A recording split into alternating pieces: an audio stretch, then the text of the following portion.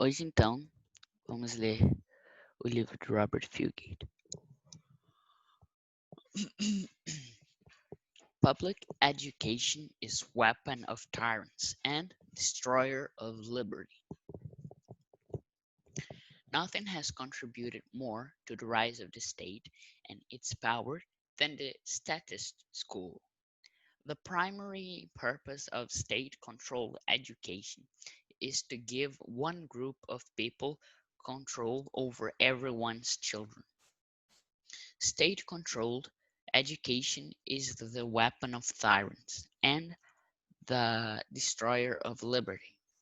The state's educational agents are designed to form a common, politically correct mind for all people in the nation. That is why compulsory um, government-controlled education is one of the key ingredients in totalitarian regimes. All despots wish to monopolize and control education. For example, compulsory um, government-controlled education was the 10th plank of the Communist Manifesto. So-called so con, so-called democratic nations also crave a comprehensive system of state schooling. This is indeed democracy characteristic mark of the beast of all the means of assimilation. The most essential to democracy is a uniform state-controlled education. However, God has not delegated to the civil magistrate the authority of to legislate or police people's thought.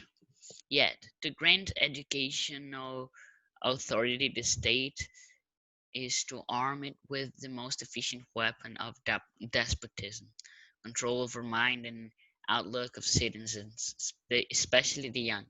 This has been repeatedly and irrefutably demonstrated over the past century in communist countries and in the Nazi Germany.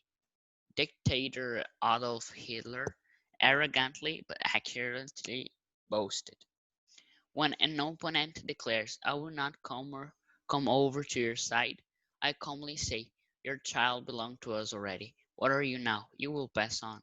Your descendants, however, now stand in the new camp. In a short time they will know nothing else but this new community. This new Reich will give its youth to no one, but will itself take youth and give to youth its own education and own upbringing."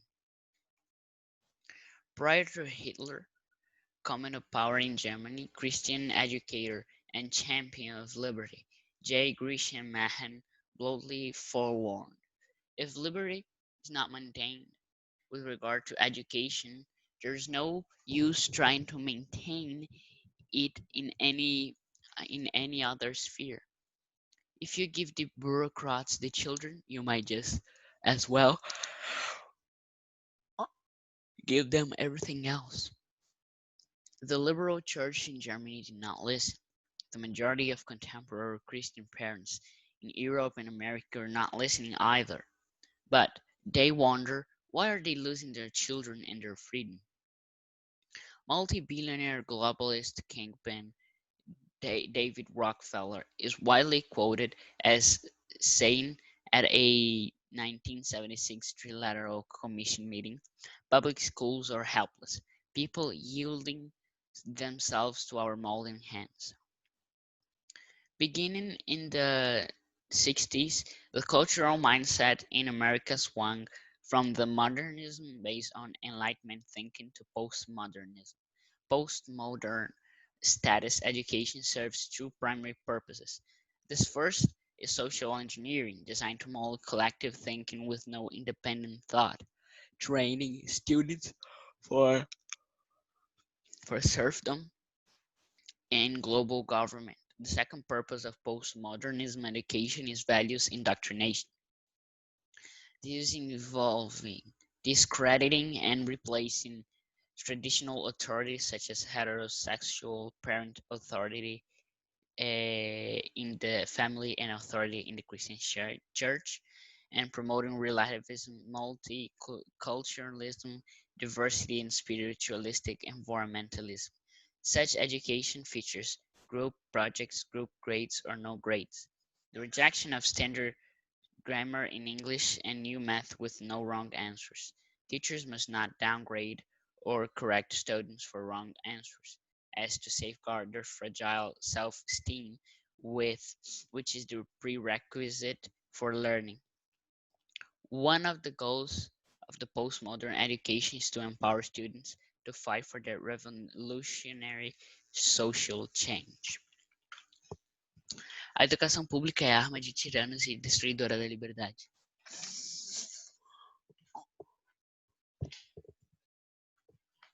Nada contribuiu mais para a sensação do Estado e seu poder do que a escola estatista. O principal objetivo da educação controlada pelo Estado é dar a um grupo de pessoas controle sobre os filhos de todos. Controlados pelo Estado, a educação é a arma dos tiranos e o destruidor da liberdade. Os estados agentes educacionais são projetados para formar uma mente comum, politicamente correta, para todas as pessoas da nação. Por isso é obrigatório, controlado pelo governo, a educação. Por isso é obrigatório, controlado pelo governo, a educação é um dos principais ingredientes dos regimes totalitários. Todos os déspotas desejam monopolizar e controlar a educação. Por isso, a educação obrigatória, controlada pelo governo, era a 10ª prancha do Manifesto Comunista. Assim, os países chamados democráticos também almejam um sistema abrangente de escolaridade. Esta é, de fato, as características da marca da besta da democracia. De todos os meios de assimilação, o mais essencial para a democracia é uma uniforme educação controlada pelo Estado. Entretanto, Deus não delegou à sociedade civil magistrar a autoridade para legislar ou policiar os pensamentos das pessoas. No entanto, conceder a autoridade educacional do Estado é armar-se com a arma mais eficiente do despotismo: controle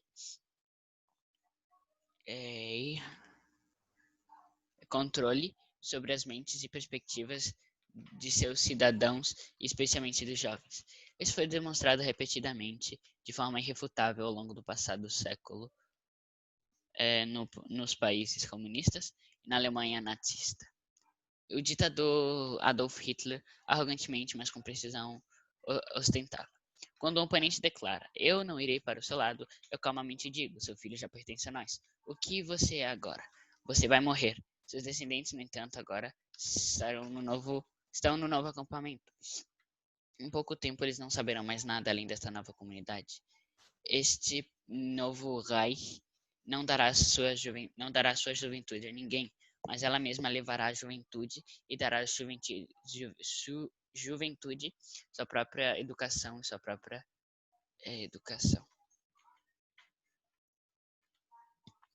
Antes de Hitler chegar ao poder na Alemanha, o educador e campeão cristão J. H. Graham corajosamente advertiu: se a liberdade não é mantida no que diz respeito à educação, não adianta tentar mantê-la em outra esfera.